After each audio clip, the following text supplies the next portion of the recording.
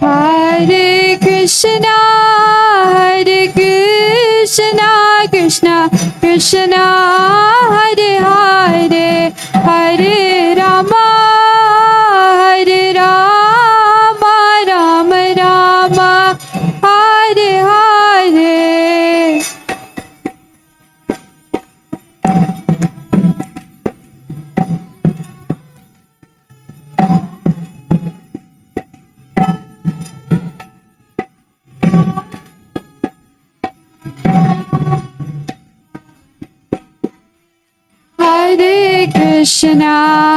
Hare Krishna, Krishna Krishna, Hare Hare, Hare Rama, Rama Rama, Hare Hare.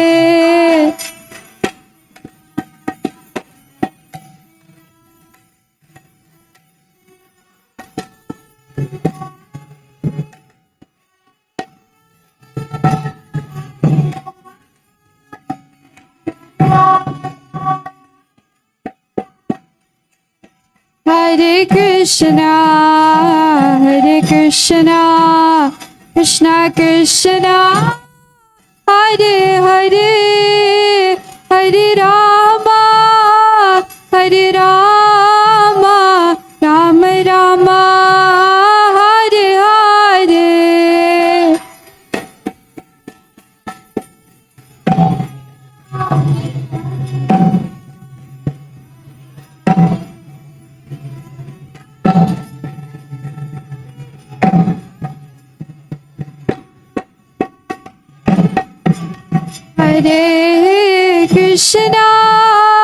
Hare Krishna, Krishna Krishna, Hare Hare, Hare Rama, Rama Rama, Hare Hare.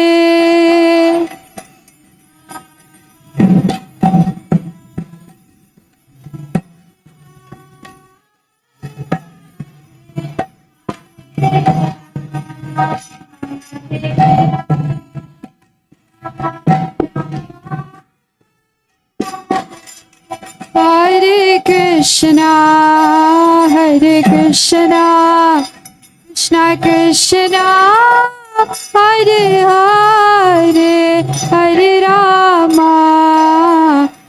Rama, Rama Rama, Hare Hare.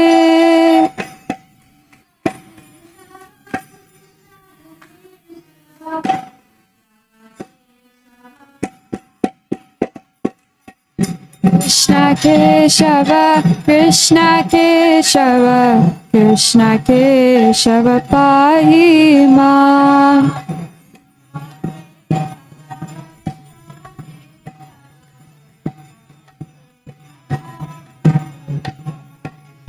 Krishna Keshava, Krishna Keshava, Krishna Keshava, Pahi Mam.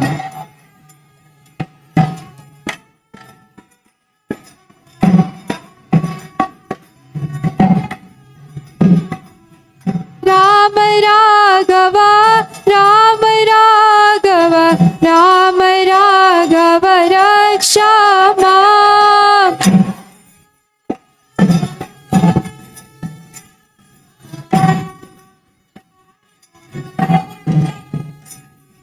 Rama Raghava, Rama Raghava, Rama Raghava, Raksha Mam.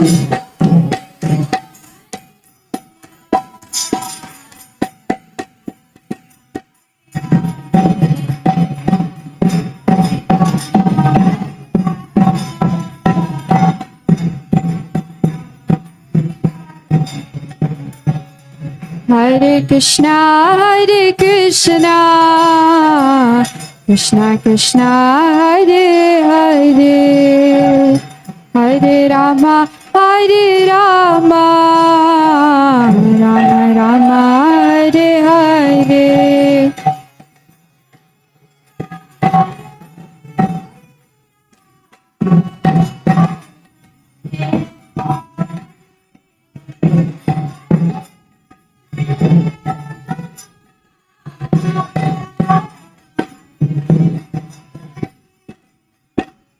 Krishna, Hare Krishna, Krishna Krishna, Hare Hare, Hare Rama, Hare Rama, Rama Rama, Hare Hare.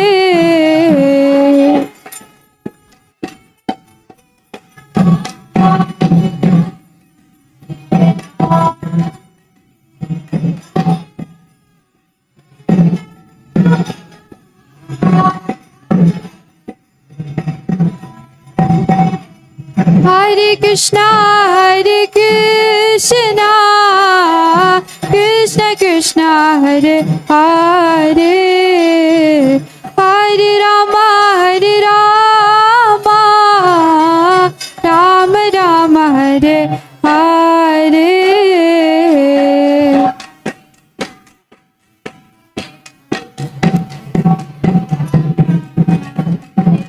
Hare Krishna, Krishna Krishna, Hare Hare, Hare Ram, Ram Ram, Hare Hare.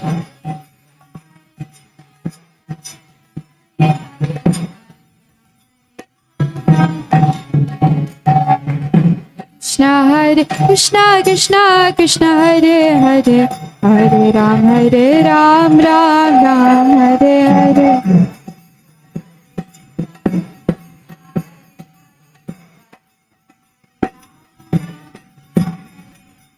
Hare Krishna, Krishna Krishna, Hare Hare, Hare Ram, Ram Ram, Hare Hare.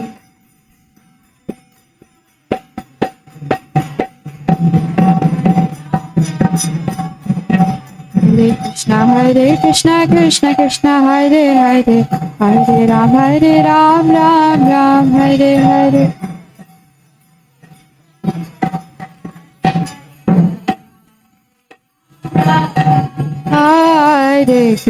Hare Krishna, Krishna Krishna, Hare Hare, Hare Ram, Ram Ram, Hare Hare.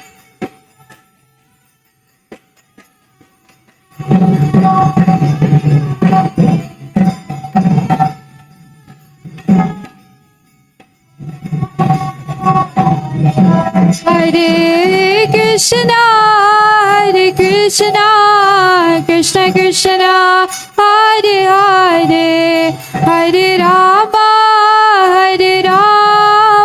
Rama Rama, Hare Hare.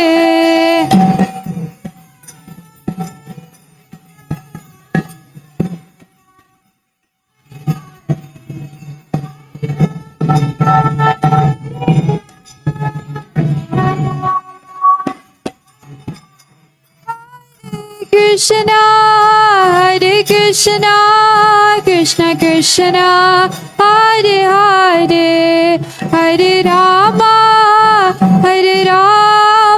Rama Rama, Hare Hare.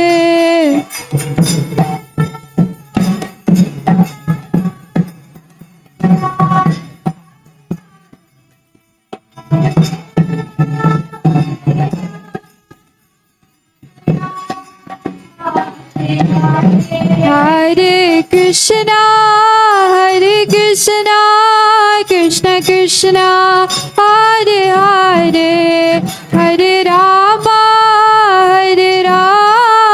Rama Rama, Hare Hare.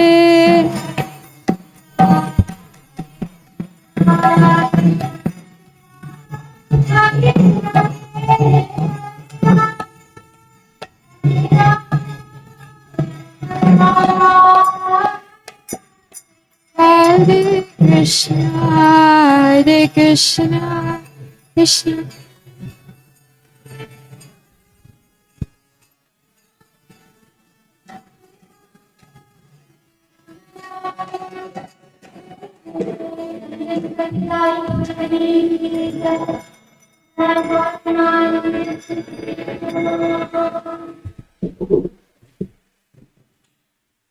Sri Gandharvika Giridhari, Sriman Mahaprabhu ki jai. Holiness Swami Maharaj ki jai. Hare Krishna, again very warm welcome to everybody. So yesterday we saw the table today you can see how smooth was the journey and what are the obstacles. It was pretty smooth. One humble request, post the session, questions. It would be nice if devotees can speak to the request. Yes, please. Hare Krishna.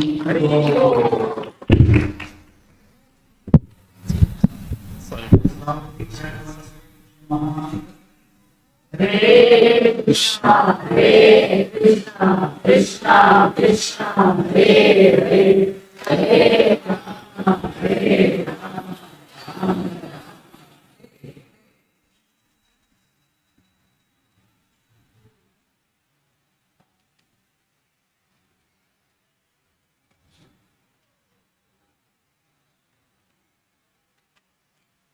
Okay.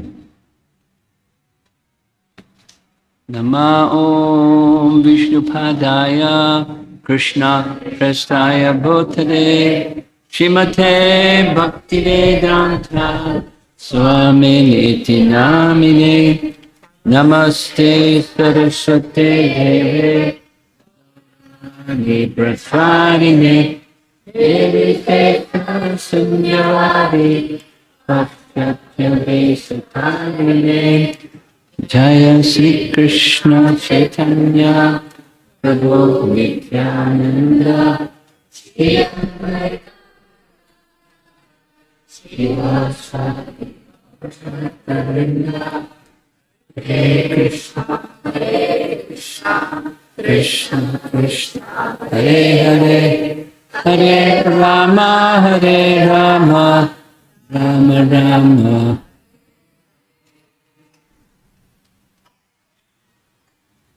Friday evening, good number of devotees here. Look at this, Hanuman's dancing or swaying or something. Nice breeze up here. Well, Hanuman made his leap, and there was preparation, and then he pressed down and pressed down and pressed down, and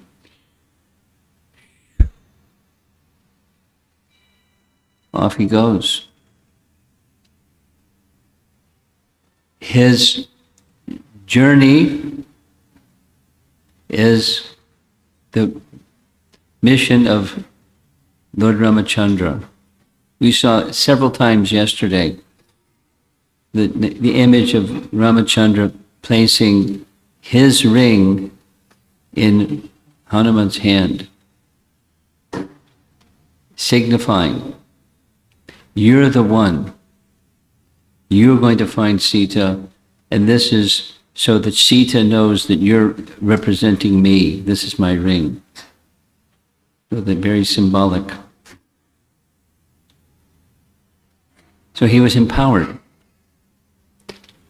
He was qualified in many, many ways, including powerful and super intelligent and Superman. He is.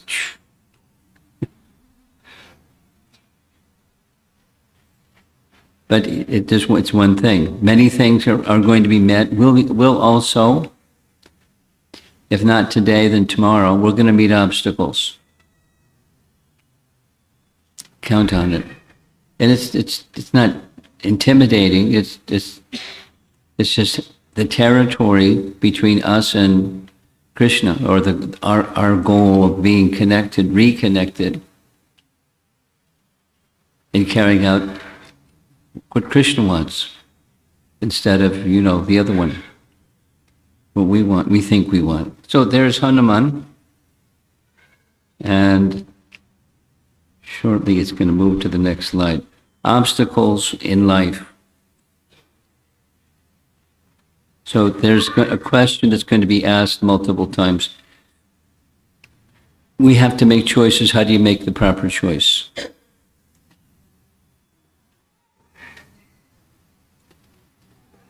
And one of the considerations of a great hero is what's to be accomplished, what's at stake if you are successful, what happens, what the price you have to pay to be successful, what happens if you're unsuccessful, on either end of the spectrum.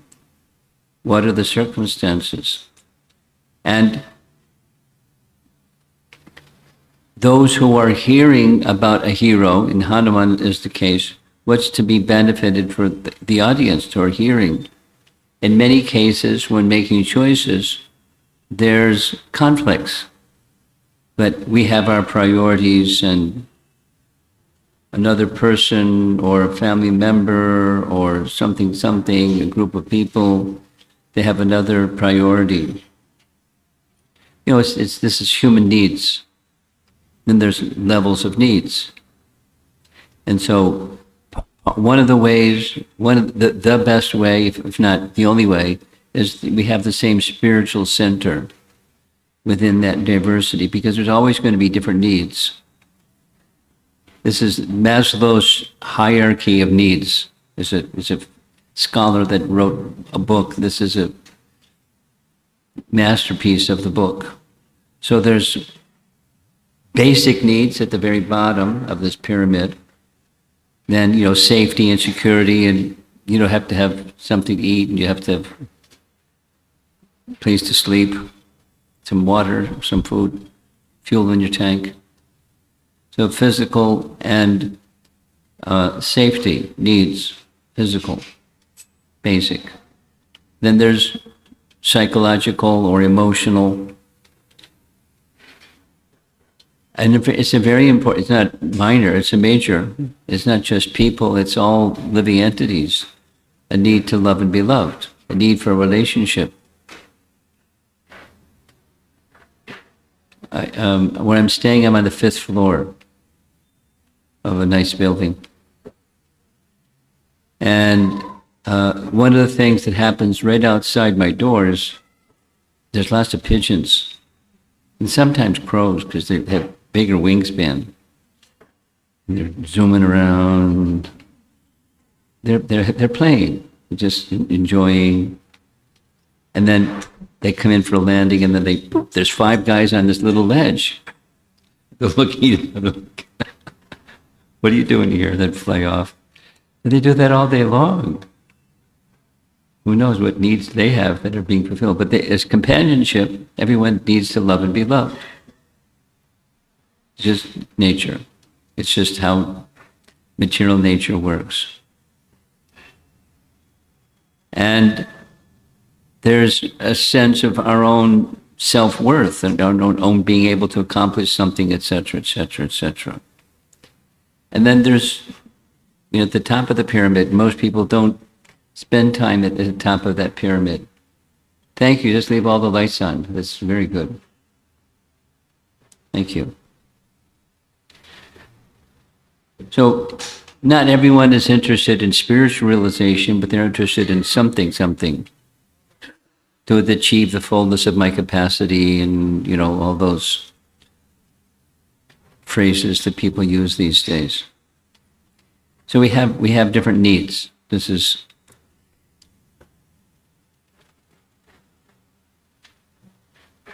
I could spin out, but I'll refrain. There a little bit.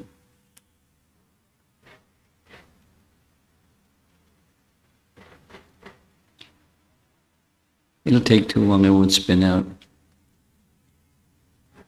This principle is a principle that can, should, and is sometimes applied in spiritual life. That there are some devotees that understand it.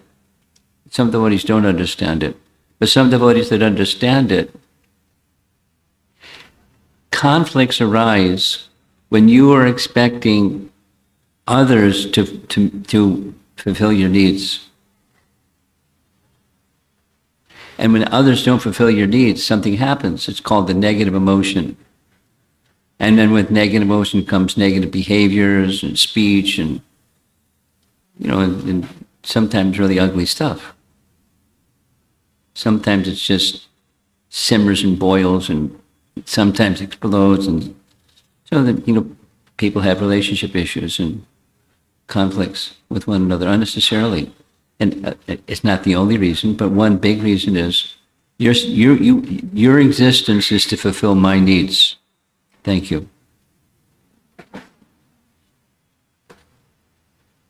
And some people just busy themselves fulfilling other people's needs, and that's called the relationship.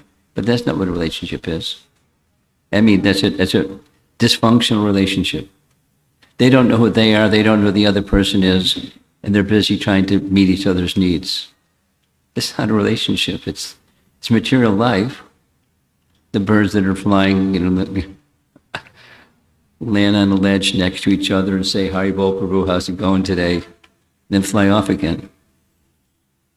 It's, these things go on any plane of existence. But so the upper top of this pyramid is to know who you are and to know who others are and be engaged in meaningful relationships of service unto one another. We're going to hear something about it shortly. So,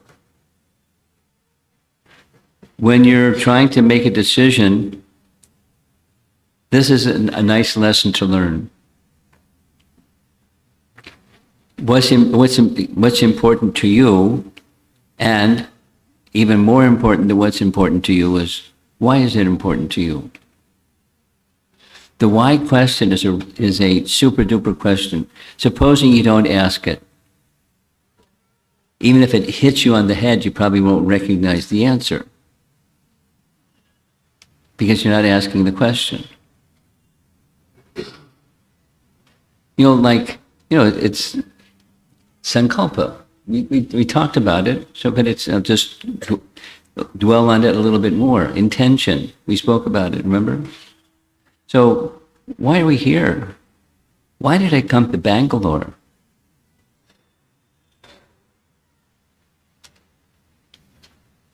It's warmer.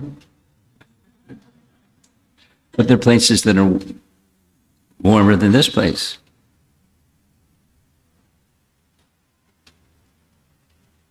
Somebody that's in America, they sent me a little text message. It's 2 degrees below 0 Fahrenheit where they are. And snow. Kids, no school because it was a snow day. They don't have to do makeup work because they attended the Iskcon today.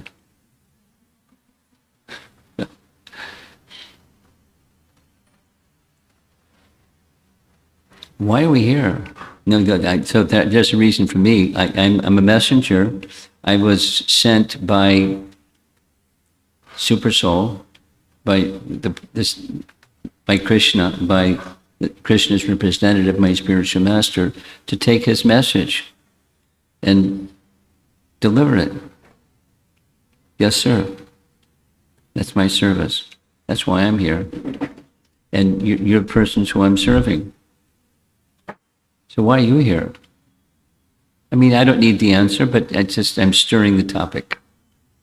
This is because without the why, the how and the what become inconsequential, and then it's a mess.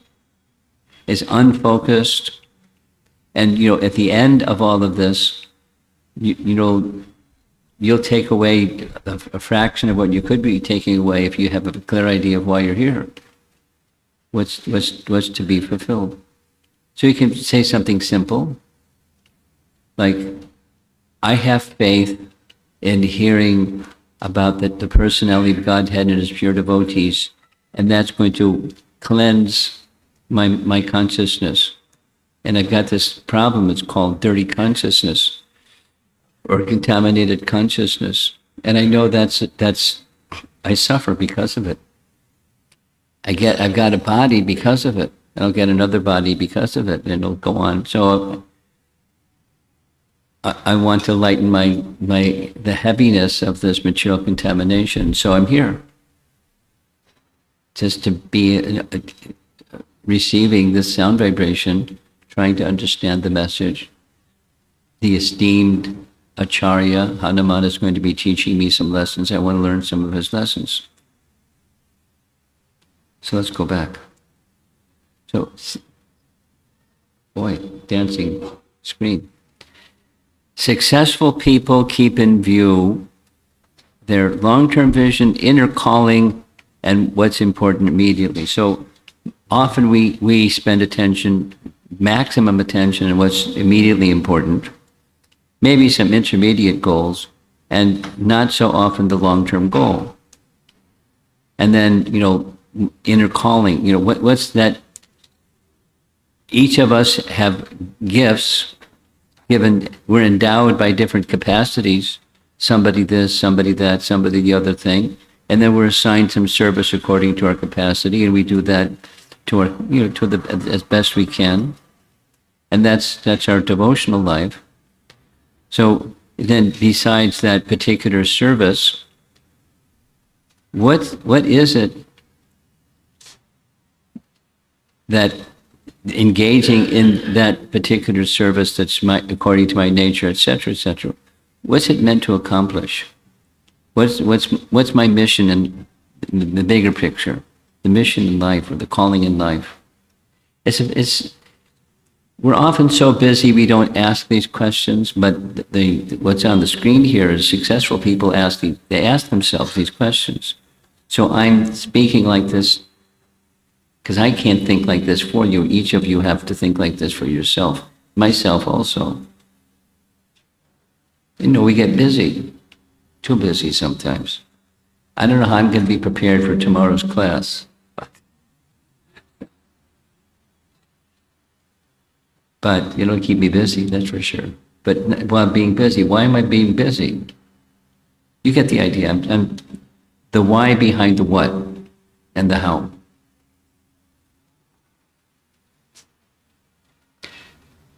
Hanuman is going to encounter obstacles as we, and he has some endowments.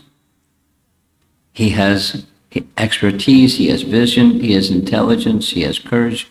Long ago, this was examined by Ramachandra, and he saw him to be a fit recipient. That's why he gave him that ring. You're the one. I mean, it's Leela, so he has a part to play in Ram's Leela. But he has gifts, and he is going to use them. And so each of us, we have our gifts. We're not Hanuman, and we're not crossing the sea. But we have some challenges to meet. And so there he is. He's gone to the top of Mount Mahendra, and he crouched, and he did all the things that he did. Notice there's Gandharvas showering flowers, demigods. And there he goes, leaping across the ocean. And there's some Vanras saying, "Yay, Hanuman, go." He looks like he's having a nice time. Looks like some of the birds outside. The ring back?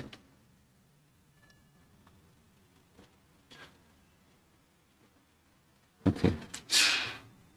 No. You want me to bring the microphone closer?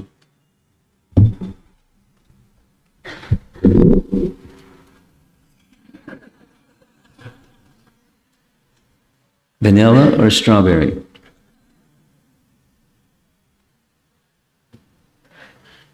Okay, better? Okay. Look, really fancy art. There's Hanuman flying. Now, it looks like he's having fun, but he's going to have some challenges, but they're also fun. Everyone in the material world faces challenges, including Hanuman. In life, this is, with lessons of Sundarakanda, and it's one of the lessons of life. It's not always moves in a straight line. We have a plan, but things don't move in a straight line. Even our plan is a straight line plan. Just like getting here, was an ordeal. We made it, but it wasn't a straight line, that's for sure. We had a good plan. So notice on the lower right side, there's Guru. So there's somebody, we need somebody to guide us. You know, ultimately, if in my case, Prabhupada isn't there for me to go to. He's no longer physically present. So there's persons who are intimate devotees of Prabhupada, and they're go-to persons. And I go to them. We should go to them. Not with all little things, but some things so that there's deeper understanding.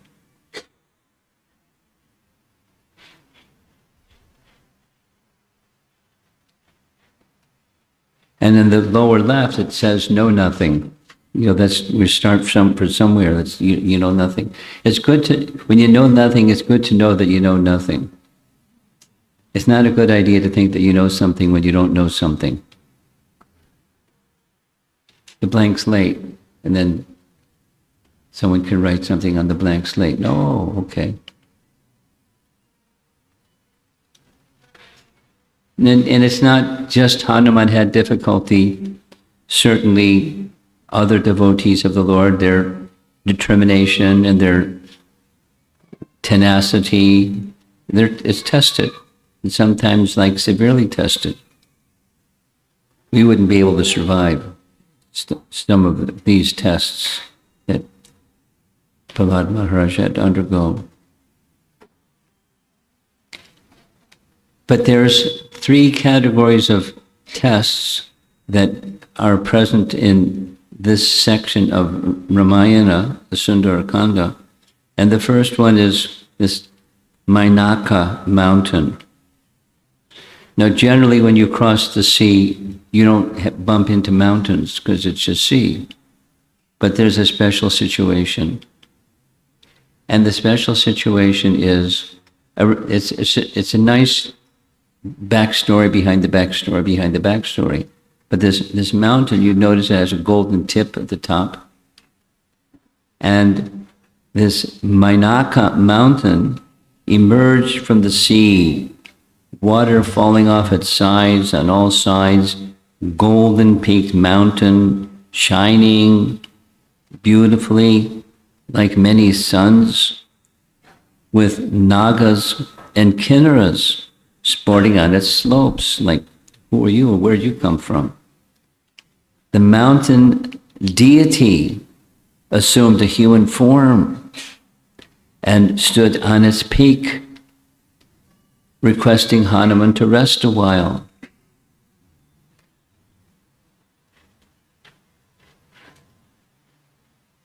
You're okay. Good. He didn't want to rest a while. He just got started. But, you know, sometimes people, they have good intention. They want you to do this and do that and do the other thing. I won't mention, even since I came here, I've been asked to do 3 things. And we have with a big smile, I had to say thank you, but no thanks. Oh, but only da-da-da-da-da-da-da-da-da. Big smile. You're very kind, but no thanks. Maybe another time, but no promises. They got the idea. Sometimes people don't get the idea. Polite doesn't work yet. You have to be more like firm. Polite, but firm. So please rest a while. So the backstory is there's some gratitude being shown to Hanuman due to something way, way back in the past. This is a lesson. It's a lesson within a lesson within a lesson. You receive something. We talked about it a little bit in the Iskcon at least. It's one thing to say please and thank you. That's polite. Your mother probably taught you. If you want something, you say please. Just grab it. And you receive it, you say thank you. It just matters. But then, if something comes, whether it's being asked for or not being asked for, When you're the recipient of another's kindness, there's a debt. There's like an indebtedness. We're receiving stuff all the time. What to speak of big stuff, like Krishna consciousness. The path to return to our eternal spiritual identity in our eternal relationship with the personality of Godhead. That's a big gift. And that's a big debt. So there are these nice terms, to be grateful, gratitude, a feeling in the heart of gratitude. So the ocean, Sagara, has a sense of indebtedness. We'll hear this backstory. While gracefully receiving another's expression of gratitude, overly indulging oneself in these gestures causes impediments in bhakti. So you don't be callous and say, no. I mean, you can be callous, but that's a graceful, cultured person doesn't just rudely and bluntly say no. I mean, sometimes in a humorous way I'll say like that, but it's just because of friendship and not because of an attitude. I made a vow to Ram and Sugriva. Also, I must finish my task before the day ends when it becomes night in Lanka. So what's the big deal when it becomes night in Lanka? There's Rakshasas, and at night the Rakshasas become like super powerful. So he has to get there and get his business taken care of before the night comes. I'm thank you, but I can't delay. I'm unable to stop. So to maintain etiquette rather than just saying no, he descended and he touched the forehead of this mountain personified, Mainaka personified. And in this way he's showing respect or gratitude to the mountain and Samudra. Without a sense of entitlement or indulgence. So you carry on with your service because you value what service that you're trying to carry out, and you're not callous to other people who are also well-wishers and so forth. Here's the from Ramayana. Here's the teaching. As we remember, there's different levels of what's going on in Ramayana, and one is teachings, so culture. One should acknowledge a favor and try to pay it back. This is Sanatan Dharma. Krite cha prati kartavyam esha dharma sanatana. Mainaka expressed this principle of Sanatana Dharma to Hanuman, knowing that Hanuman was totally dharmic and vastly learned. He said, this is a net to capture Hanuman, your dharmic personality. So here's a dharmic principle. I want to acknowledge a favor that I've received. So here's the favor. It's the sea god or Samudra. In the past, he Samudra, received some benefit, some service from Ramachandra's ancestor, Sagara, who had extended the ocean's boundaries and subsequently refilled the ocean when it was dried up by Agastya Muni. So he received benefit from one of the ancestors of Ramachandra. So he wants to repay, he feels indebted. That's what's in his heart. And so the sea god went to this mountain because the mountain also had received some benefit. We'll hear shortly. This is now speaking the principle. We're just drilling on, you receive something, you reciprocate with a mood of gratitude, not just a mood of saying thank you. You say thank you, but more than just saying thank you, an expression of gratitude. The ocean was once benefited by King Sagara, who was the forefather of Lord Ramachandra. Ocean gods Sagara requested Mainaka to offer a resting place to Hanuman to express his gratitude. He asks the mountain to not miss this chance to offer a service unto the servant of Lord Ram.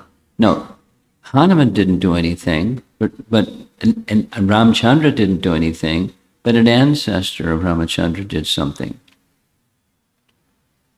He's still carrying that. So we may not instantly reciprocate in the best of ways, but it's something that we should ideally carry within us and find a way, a suitable way, time, place, circumstance, suitable way. Be patient, and you carry it in your heart, this mood of service with gratitude. Anyone with piety or goodness in their heart becomes dissatisfied when a worthy act is missed. Suppose you have an opportunity to say something, do something, and you don't. You don't feel good. Anyone who does not have this goodness in their heart is indifferent to performing worthy acts. Sagara thus urged Mainaka to offer service to Hanuman, because Hanuman was the servant of Ramachandra. This is the principle. A good deed is repaid by a good deed. A bad deed is repaid by a good deed. You got that right?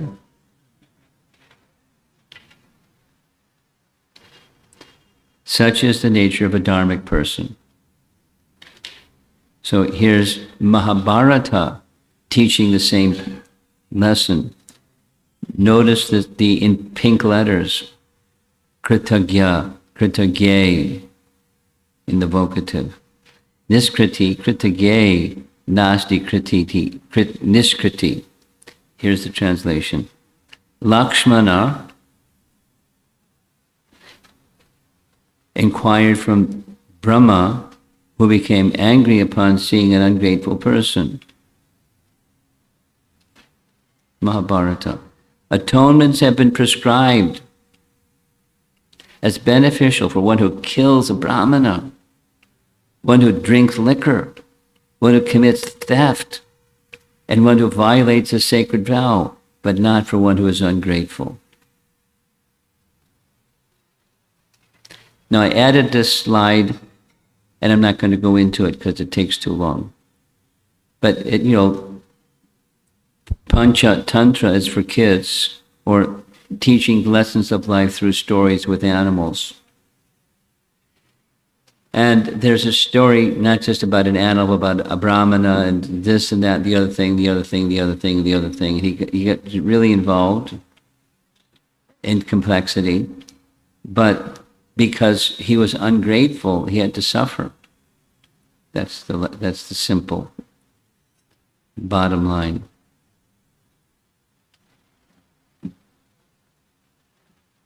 So here's the other reason. Vayu.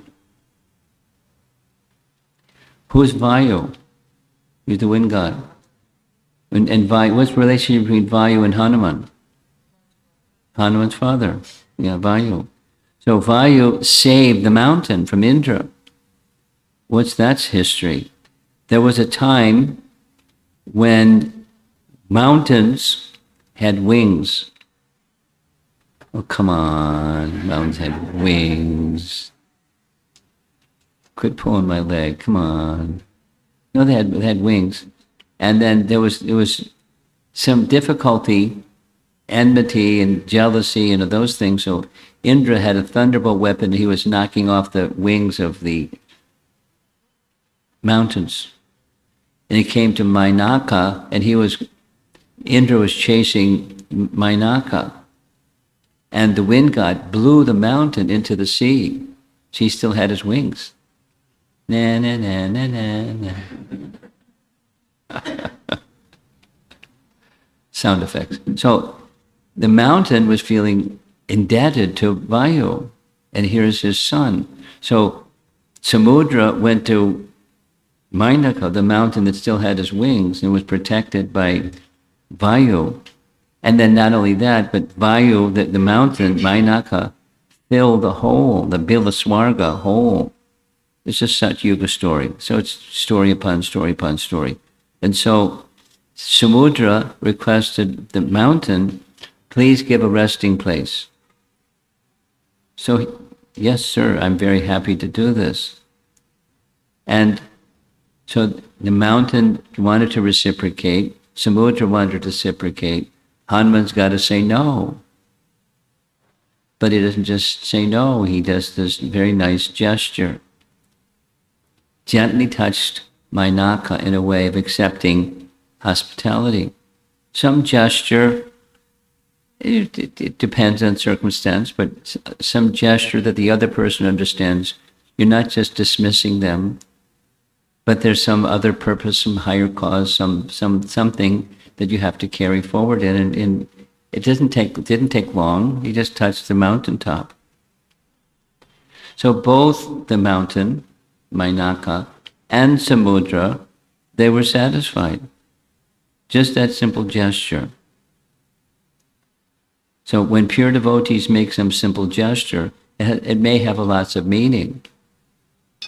I mean, there's stories after story after story of Srila Prabhupada making a little gesture here, a little gesture there.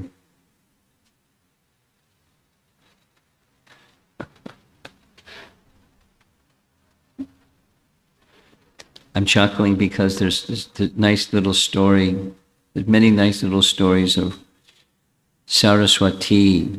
Saraswati is the daughter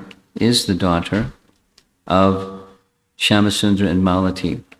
And she was the firstborn Hare Krishna child in Iskcon. And Srila Prabhupada loved her. And she loved Prabhupada. So he, with all of the important stuff he was involved with, he didn't neglect her. And Prabhupada. And then she went running with her arms outstretched and then would stop because she was shy. Maybe I'm overstepping myself. So there's some nice stories, different things. He wanted to show Prabhupada a doll, and Prabhupada took the doll and started, ooh, here's Gopal. And, you know, and oohing and eyeing, and she looked at her parents to, is this okay? And Prabhupada hid the doll behind his back. Where did Krishna go? And she started running here and there looking for Krishna. Where is Krishna? Where is Krishna?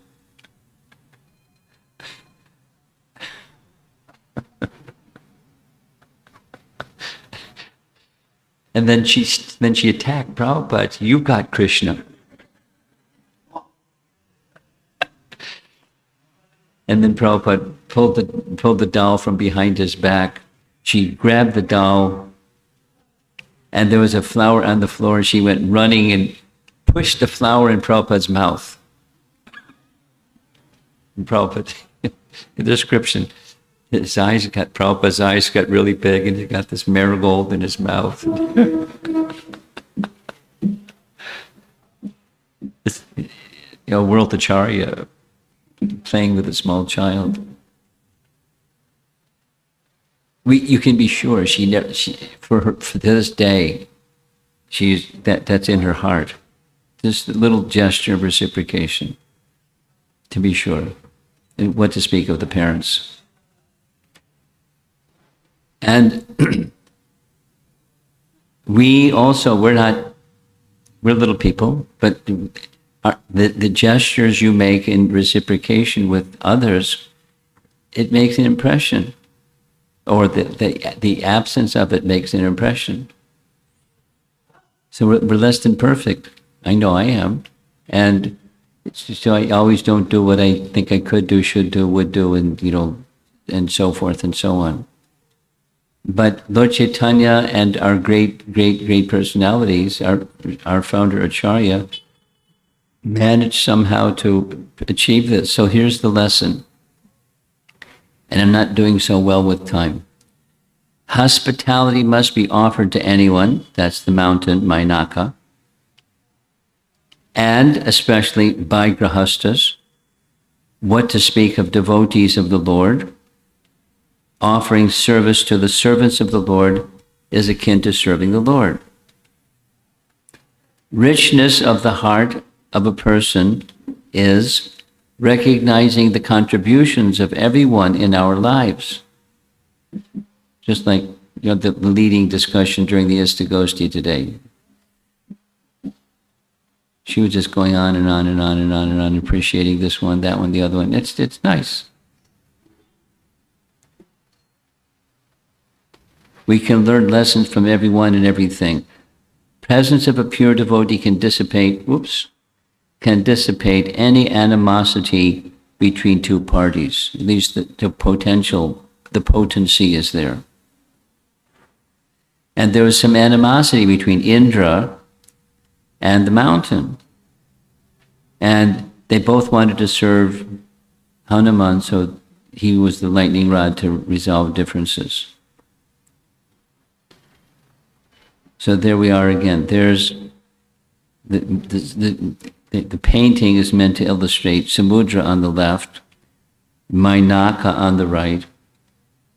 Mainaka was living in fear in the sea, in fear of Indra. So it became a favorable situation just by Hanuman's presence. Anyway, you get the idea. And then supposing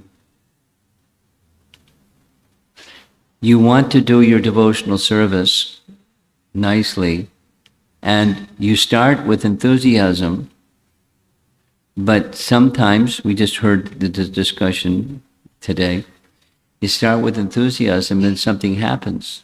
Over time it kind of fizzles. It fizzles because of complacency. So then how do you maintain enthusiasm when there's tendency for complacency? Like, I want quick results, please. Otherwise I'm going to lose my enthusiasm. And sometimes results don't come quickly. Chant the Hare Krishna Maha Mantra for 55 years and see what happens. Where's the result? Maybe I'll become complacent. And this complacency has subparts: distraction, material opulence, piety. We get things that make things that are come to you from past piety. You become indulgent in those things.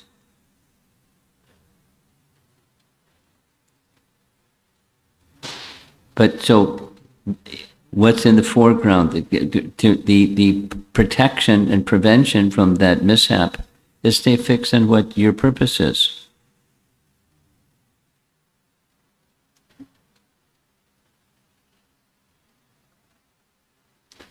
Enthusiasm with determination. Here's a nice, you recognize this. This is the Gopakumar in Brihat Bhagavatamrita receiving mantra. And his spiritual master doesn't give him all the details of where this mantra can take him. Wanting to avoid being ungrateful, the focus is on this word grateful and ungrateful. Gopakumar never stopped chanting. He might justify abandoning the mantra only after attaining its final goal. If he were to stop chanting before then, he would not discover the mantra's full benefits. Thus, to stop the chanting prematurely would amount to ingratitude, for without having bothered to receive all the mantra's benefits, how could he properly acknowledge them? Nice, I like this phrase. Now this is Sanatan Goswami's commentary, and the scene is Gopakumar has gone all the way to Tapaloka, where the residents of Tapaloka, they're engaged in dhyan. And they say to this Gopakumar fellow, what are you doing with this chanting? Because the purpose of chanting is to fix your mind on the Supreme Lord. We do that all the time. So you just join us, join the party, do the meditation party. You know, chanting. But he couldn't stop he was attracted to what they were doing, but he couldn't stop the chanting because that would be a symptom of his ingratitude. How can I acknowledge that gift that I've been given if I don't achieve the fullness of it? That's a high position. I like that inspiration. So that was a test of his character. And after testing his character comes the next, his competence. So the competence came next. The devas and the nagas, they knew Hanuman is going to meet many, many difficult challenges. So they sent a representative to examine what his competence was. His character, fine. What about his competence? So notice in the painting, there's this monster below the sea level, and there she is, Shurasa.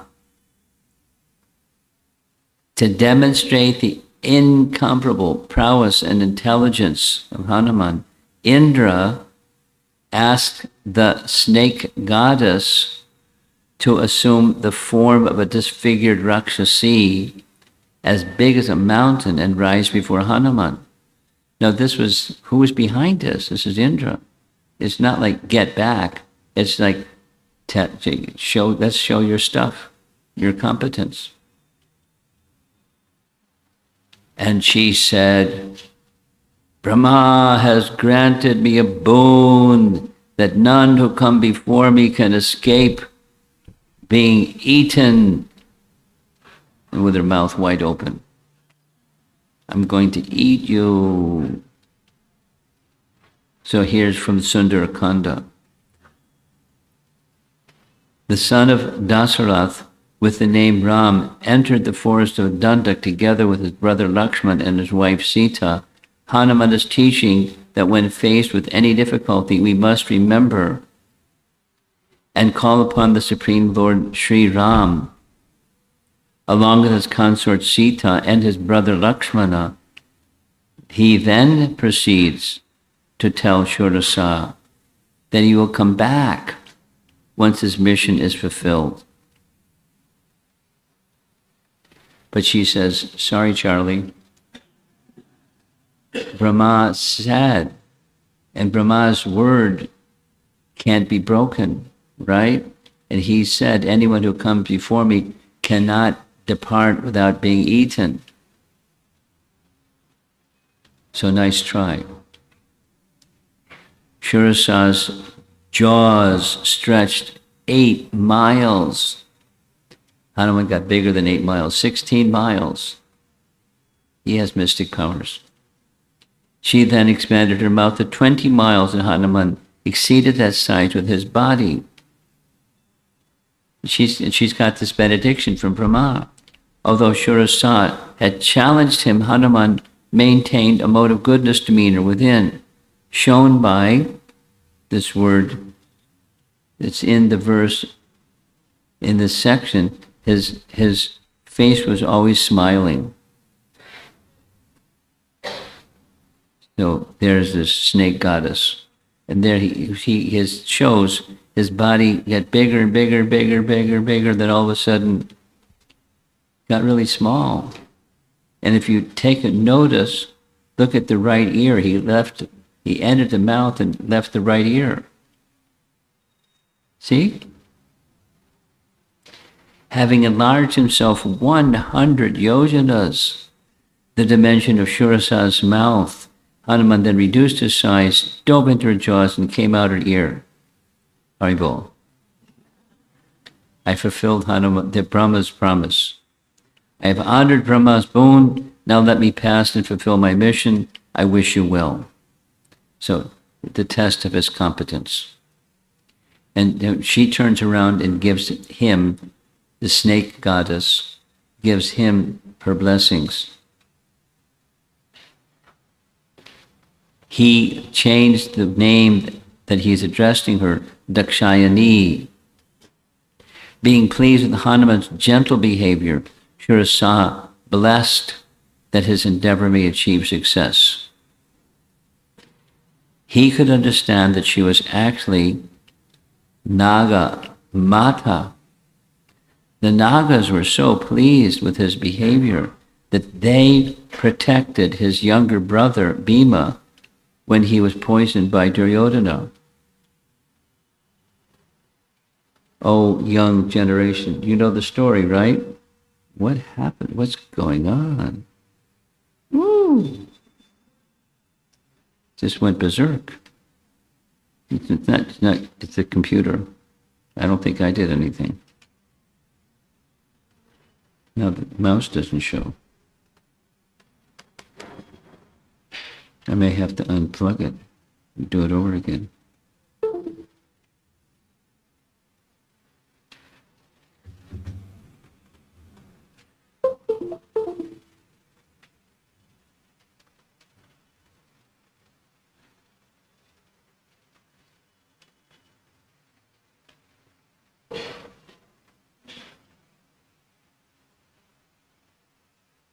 Yeah, let's go over here.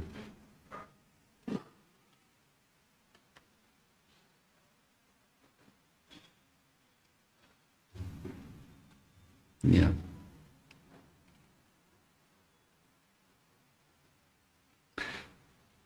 Oops.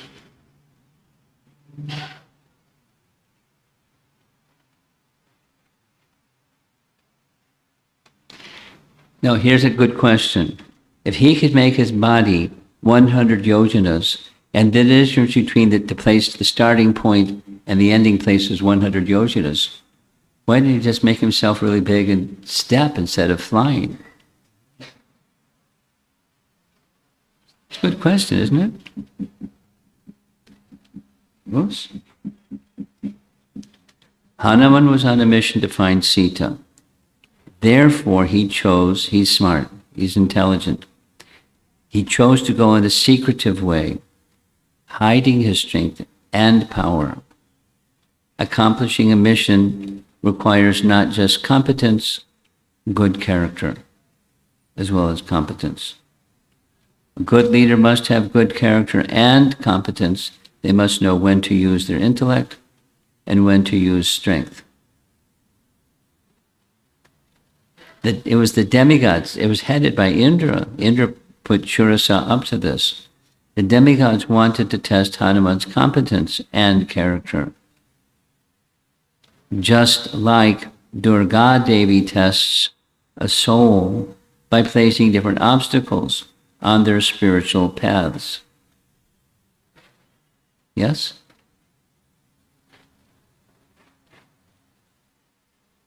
His strength was not just how big he became and all of that, but he didn't engage in combat with her. He just used his intelligence. And she was very pleased with how he was so intelligent. When we meet challenges, there's a tendency, can be a tendency. There are times when we should use force, that's for sure.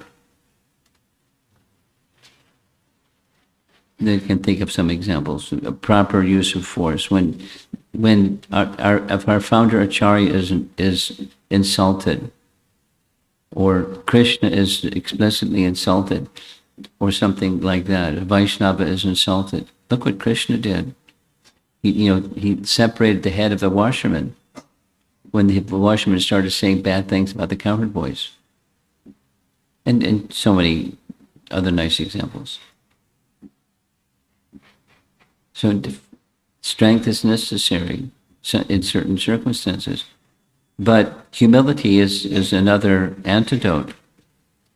This is showing the same. He enters his mouth and came out the ear.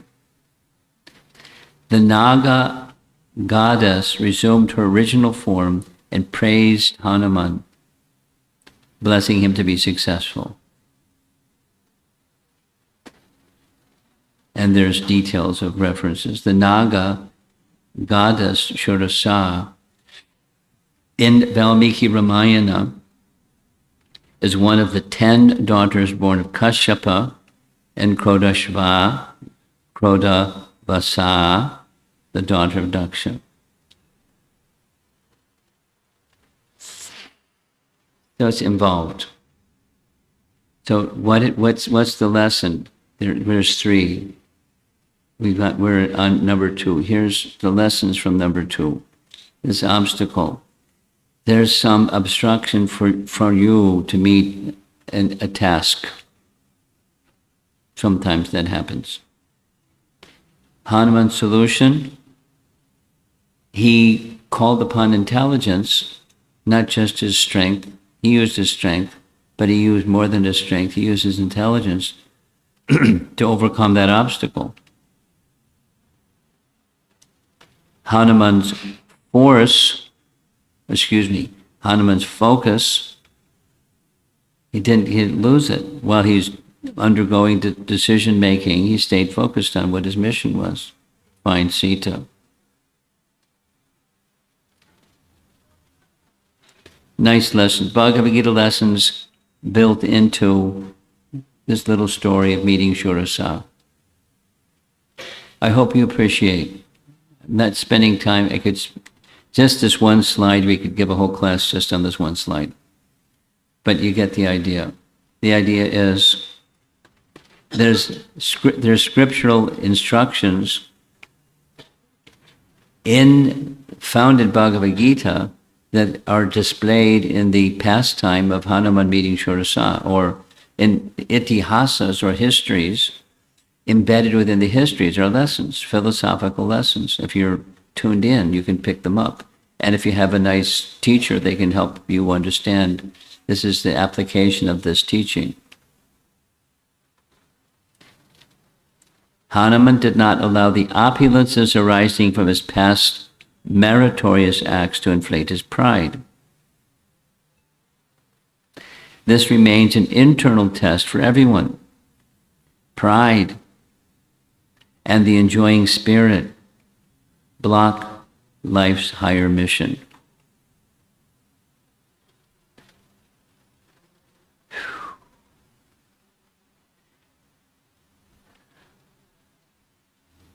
I hope it's going in.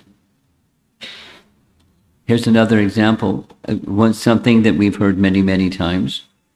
One time in Vrindavan, there was a traveling scholar, because it was fashionable at that time for scholars to travel around and challenge somebody to a formal debate.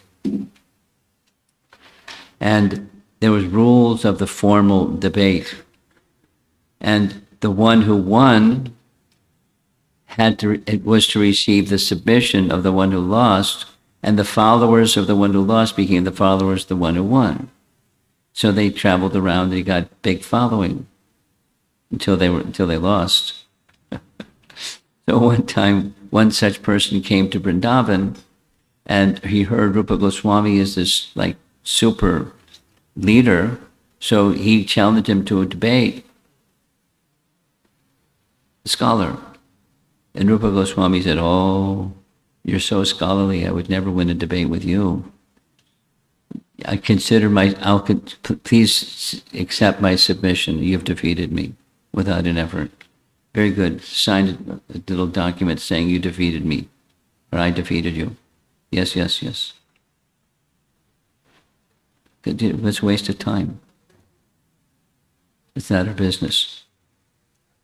So when is the right time to draw the line and challenge, and when is the right time to just be polite and move on? There's this nice saying, this is lesson number 2, we're heading to lesson number 3. A Lutheran theologian: God grant me the serenity to accept the things I cannot change, the courage to change the things I can, and the wisdom to know the difference. Nice, huh? Okay, so now comes challenge number 3. It's not the last one that he's going to meet, but it's still crossing the ocean before he gets to Lanka. Here comes this lady, Simhika, and Simhika, this is a long section, as you see. She has this capacity, as you see from the drawing, she can stop the movement of somebody by holding their shadow. That's what she's doing.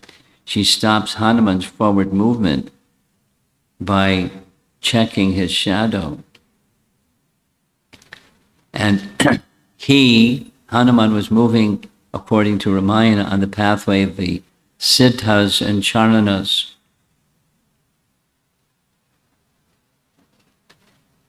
There's some detail here. The pathway that he was traveling was a famous pathway. That's what the Dharmic Ramayana indicates. That's what he was told by Sugriva way back when he was in the Kishkinda section. You follow that path and you'll be successful. So here he is, passing over where Simhika is. There's his shadow, and she's stopping his forward movement by checking the movement of his shadow. So he doesn't mess with her. He doesn't, touch her head or, no nice exchange. He just rips her apart.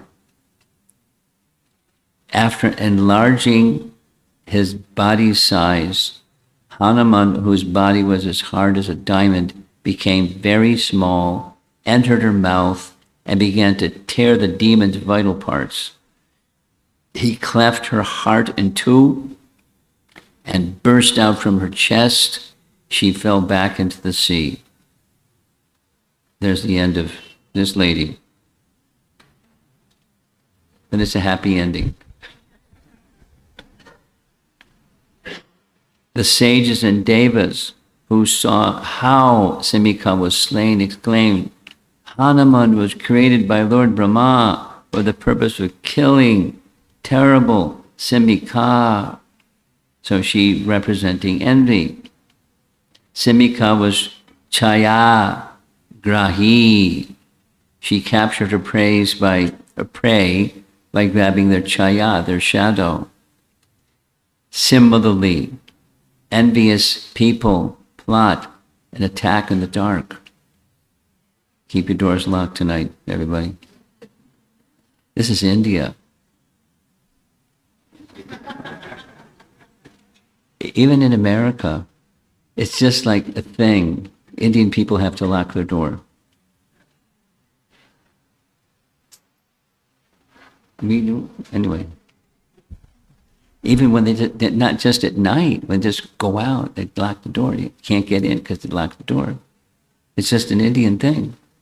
Excuse me for putting it in those terms, but it's just like, so, envious people plot an attack in the dark. They can't be seen, nor do they confront face to face. So she was that type of lady. Unlike Shurasa, Hanuman did not have any conversations, negotiations, nothing. He grabbed her heart and came out, tearing open her body. He didn't mess. She was that kind of person. But in the platform of being always mindful of his mission unto Lord Ramachandra. So here's the lesson 3, and we're drawing a conclusion. When the doorway of opportunity to fulfill our service mission suddenly closes tightly, what do we do? You can scream, that's one thing. Hanuman remained determined, supported by a strong conviction that the mission must somehow be fulfilled. So he knew, we heard this Acharya principle a few classes back. He was empowered by the order of Lord Ramachandra and the request of the other Vanras that you're the one to do this mission impossible. So he was charged by that confidence and the instruction, and he knew it. So somehow or other, because he charged, somehow or other, and somehow or other. It's like Srila Prabhupada when he came to America. When he did anything along the way, there was obstacle and obstacle and obstacle and opposition and this and that. And there's a very nice story, a little Prabhupada story. This is Prabhupada to Tamal Krishna Maharaj. In a relaxed moment, Prabhupada said to Tamal Krishna Maharaj, Krishna asked me to go to the material world and act as his representative. And I said to Krishna, it's so nasty there. I don't want to go. And Krishna said, don't worry, you will be protected, everything will be taken care of, and then you can come back to me when that is done. He said, all right. Now, Prabhupada didn't disclose those things very often, but to certain people, he disclosed those things. And Tamal Krishna Maharaj was one of those persons who Prabhupada disclosed confidential things to. So he knew, Prabhupada knew they had Krishna's protection. So it didn't mean I have Krishna's protection, I can go jump off the bridge and I'll be protected because I've got Krishna's protection. He didn't. We do foolish things because we're foolish. Prabhupada didn't do foolish things. He did intelligent things, knowing that Krishna's protection would be there. Even there's obstacles, formidable obstacles, mission impossible obstacles, and it will be fulfilled somehow, at great risk. I mean, he didn't have the risk that Prahlad had. He had his own category of risks. You may know this, you may not know this. When he came to America, he came with the first 3 volumes of Canto 1. Meanwhile, he is working on a manuscript for Bhagavad Gita as it is, and somebody stole the manuscript. Did you know that? Somebody stole the manuscript, so he had to go back and do it all over again. And what's somebody to do with the manuscript? Have a bonfire, I suppose. Useless to them. But he, undaunted, just obstacles.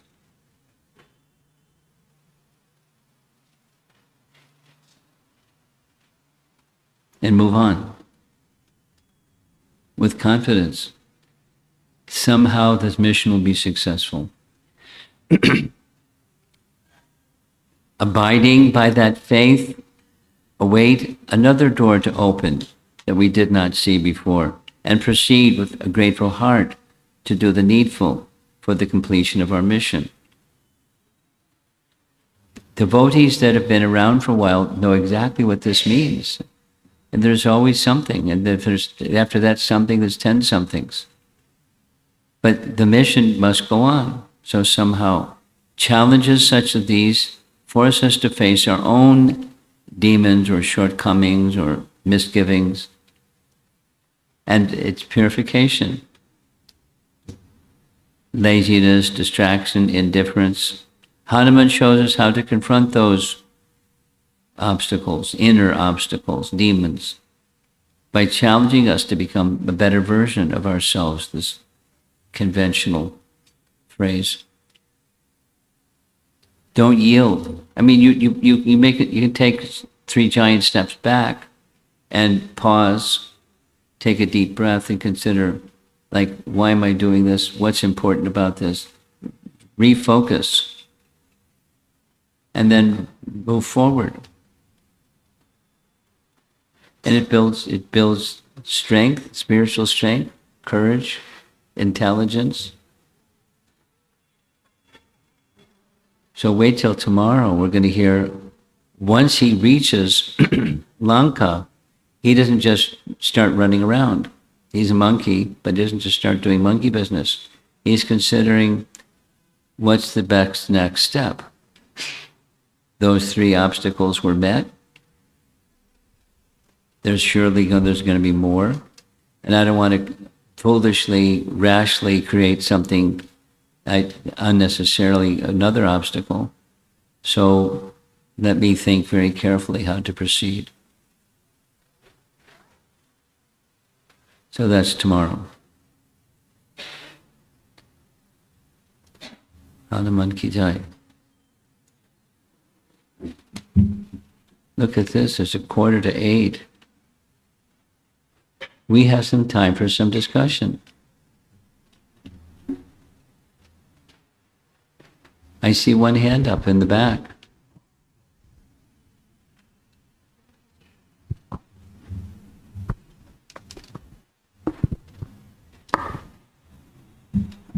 Hare Krishna Maharaj.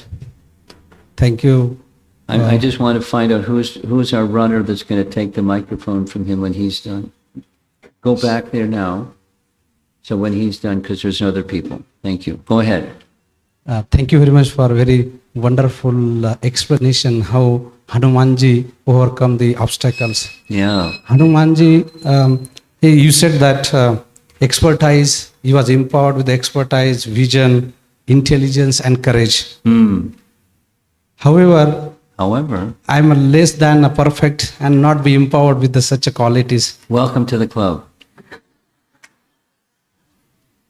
And when we faced such obstacles, most likely we may fumble and fail into our endeavor. So how do we define what is a success? So I have twofold questions. Yeah, let's make it clear. Thank you for that division. One. First question.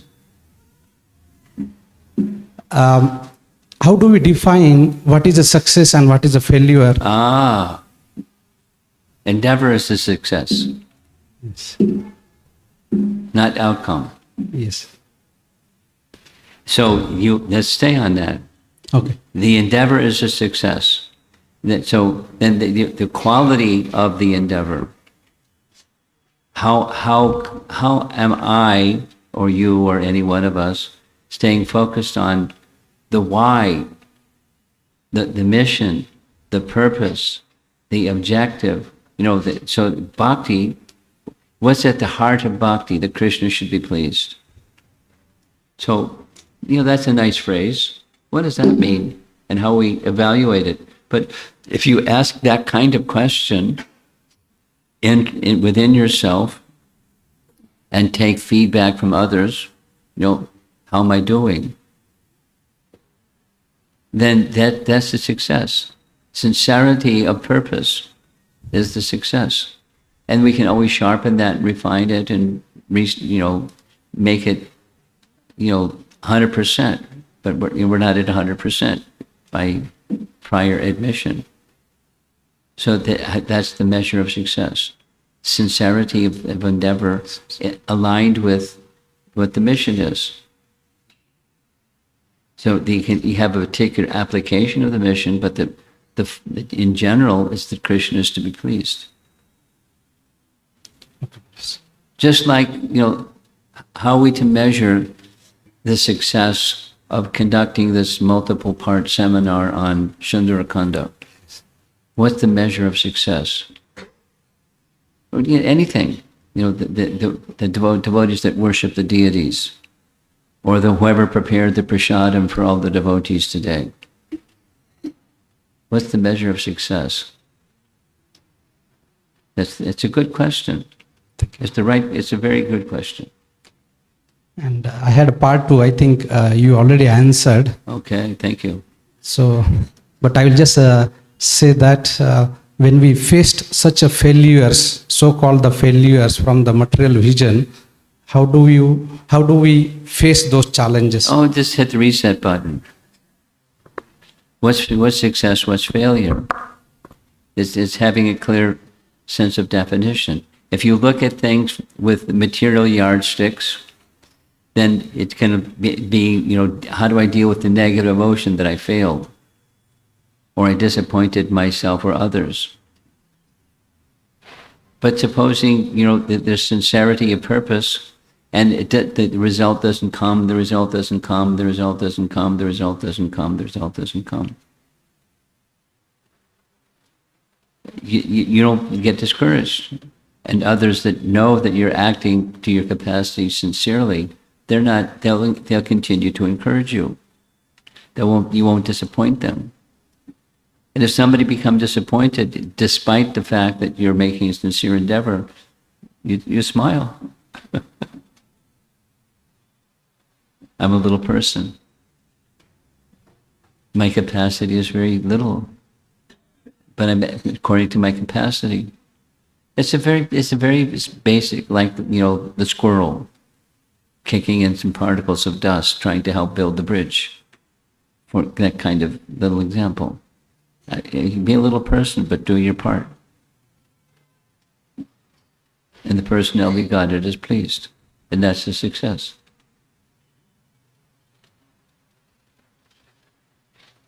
Okay, somebody else. There were a bunch of hands up. Go ahead. Hare Krishna Maharaj. I go. Thank you for the amazing insights into the favors and obstacles that we face during our journey as a devotee.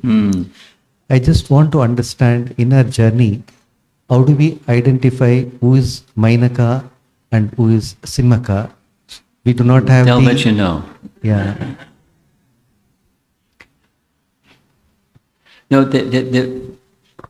one is a gesture of gratitude. Another is a gesture of examining competence. And then the third is just an ogre. So they'll identify,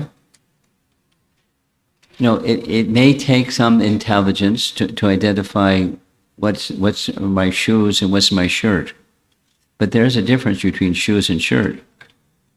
It takes a little intelligence, but you can discern based upon the behavior of the individual. Now, some people, because one of the characteristics of the second one is deception, appearing something and the intention is something else. Now, that's not so easy, but a discerning person can see. By experience, a discerning person can see. Now, what do? We don't depart from culture. We see what we can do to elevate that person. And it may take some special effort to elevate, but at least from our side, the service mood doesn't go away. How can be of service to this person? Aligned with the mission.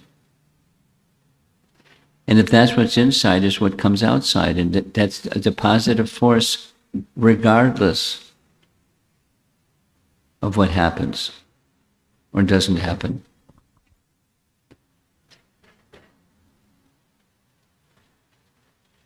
Something more? Okay.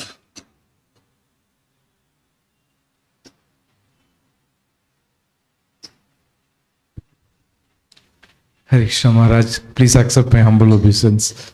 In the human being's foundational needs, Maharaj probably full potential, including creative activities. This meant we have to understand why we are doing devotional service, or is it something like that, Maharaj? Yeah. You're repeating the essential message that I expressed during the class. So if you want support, yay. You're asking a question? You're asking for verification? The answer is yes, verifying. Is that it? Yes. Okay. Thank you. So now, what comes next? Living a life that way. Consistently. For Krishna. So that Krishna will smile.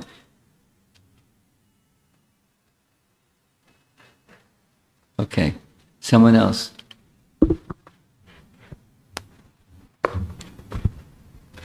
Hare Krishna Guru Maharaj. One of the person in this audience want to ask the question.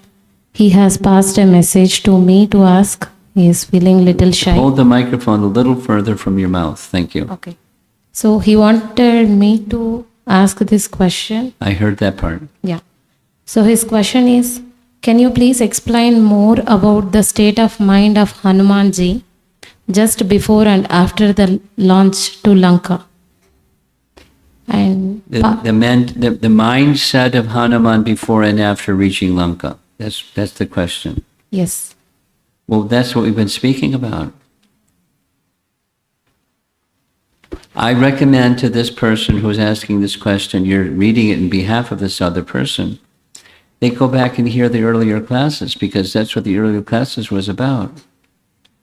He was preparing himself with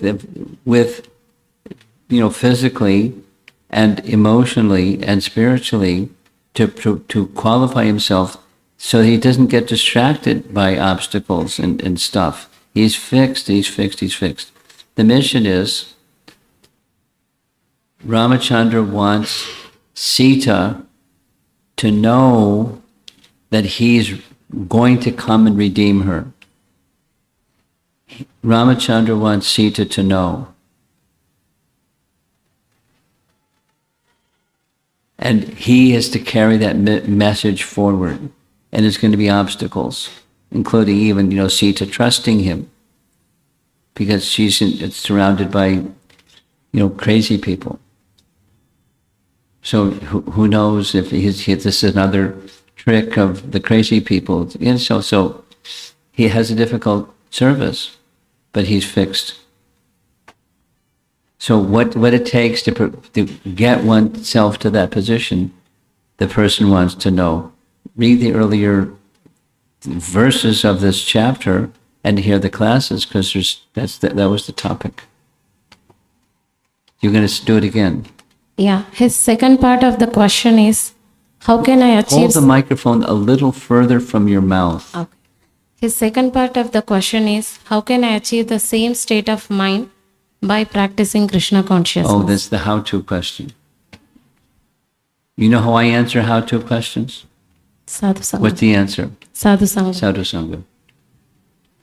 And then you can unpack Sadhu Sangha and hold up the parts and put it back together, and it comes to Sadhu Sangha. So the how-to is the practices of devotional service that come about in association of sadhus. That's the how-to. Stay in the Hare Krishna movement. Keep sadhus in proximity. And if there aren't sadhus, find some or create some, or so sadhu sangha. And in the association of sadhus, you learn from them and serve them, and the shortcomings that we have, they're overcome. And then the true beauty of bhakti becomes awakened from within.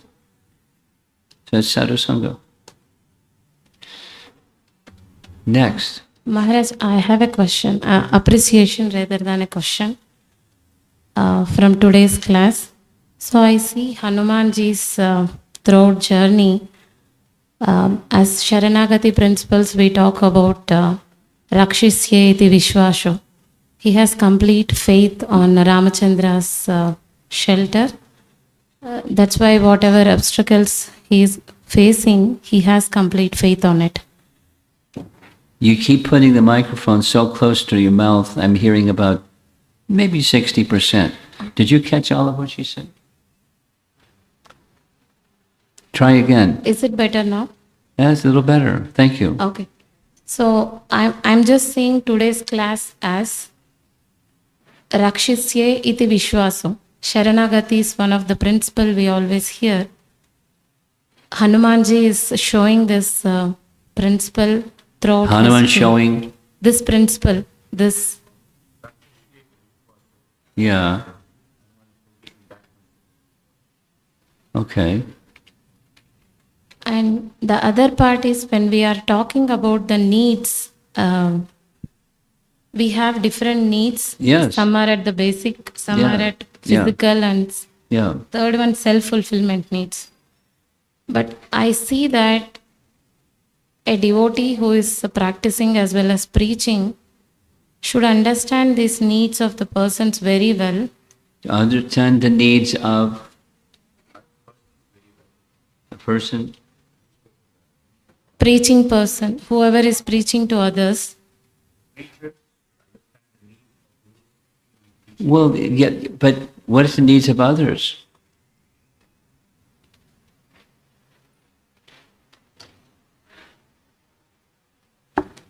You follow my hand gesture? They're thinking, but you're thinking. Well, you're dealing with the immediate, but you also have to look for what the deeper need is. Why is this one there? Because that one's missing, or covered, or lost. And so if you know that, you have the part of the mission is to address the higher need, because without the higher need being met, the lower need isn't going to be. Even if it's met, it's cosmetic. And then the need comes back again, and then the need comes back again.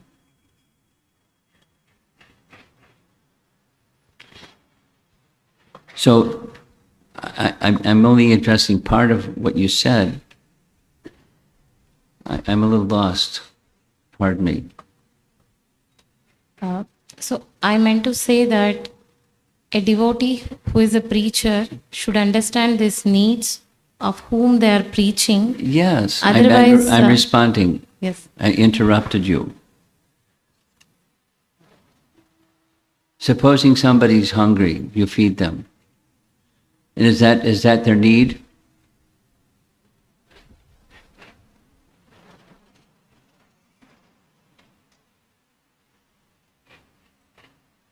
Arjuna had a need. He, I don't want to deal with this ghastly scene in front of me. That was an emotional need. So Krishna addressed that emotional need by dismissing it. A learned person, you're speaking like a learned person, but learned persons don't lament for the things that you're lamenting for. Then you're not the body. And anyway, so by you wanting to meet the needs of others, you need to understand Bhagavad Gita so that you can understand what meeting the needs of others means. Because otherwise it stays on the material platform, the needs of others. There's nothing wrong with seeing to the material needs, but if that's the mission, is seeing to their needs, it's endless. Mission not accomplished.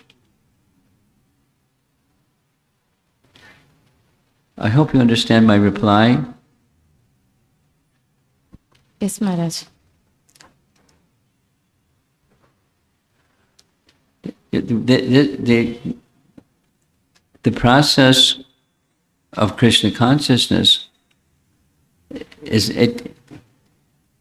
just echoing the words that you used. That people have needs. That's they want. We have if you remember that chart, we need to love and be loved.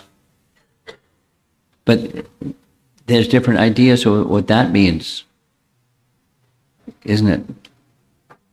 So, to love everybody. What does that mean? Does that fulfill their need?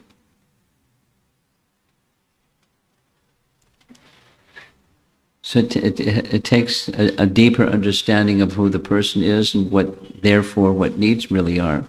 There's physical, emotional, psychological, and spiritual needs. It's a package. We don't do one and not the other, but by the one, the others are accomplished or will be accomplished. Okay. We're running out of time. It's 4 minutes after. Who else had their hand up? You have your hand up. Who's? Does somebody here have a question? Yes. Oh, you got the microphone too. Go ahead. Hare Krishna Maharaj, thank you for the wonderful class. In one slide, it was you told that Hanuman was determined and he was supported by a strong conviction that his mission was the most important and that should be fulfilled. So how can we develop that determination? Oh, you know the answer. Sadhu Sangha. Quality Sadhu Sangha. Quality Sadhu, quality Sangha. Quality Sadhu Sangha. Bhajana Kriya. Chant Japa. You know, the how to. It's not something mystical. It's something very basic and natural.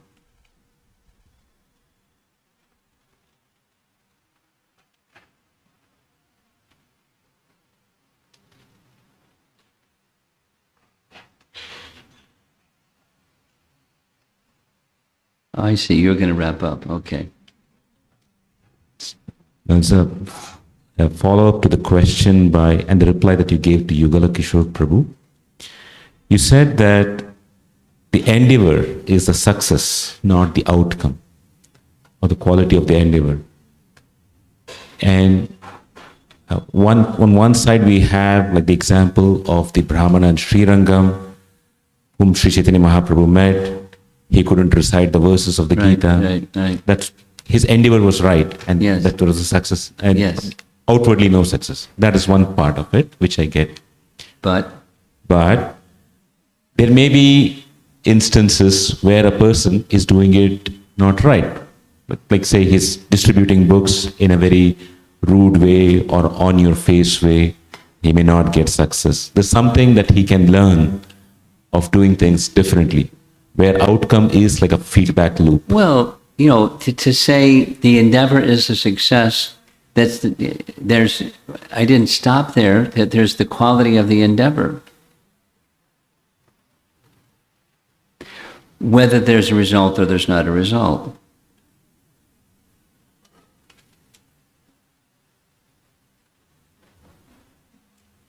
So the person that is misbehaving in the name of I'm endeavoring, that's not proper endeavor. The purpose of the endeavor, the purpose of the success of the endeavor is that Krishna is pleased. Supposing somebody comes back from book distribution and they've done, modest compared to the person that was the rude person and not good representative of the organization who was successful.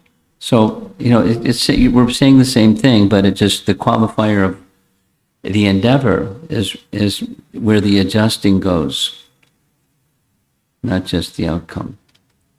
Okay? Srila Prabhupada ki jai.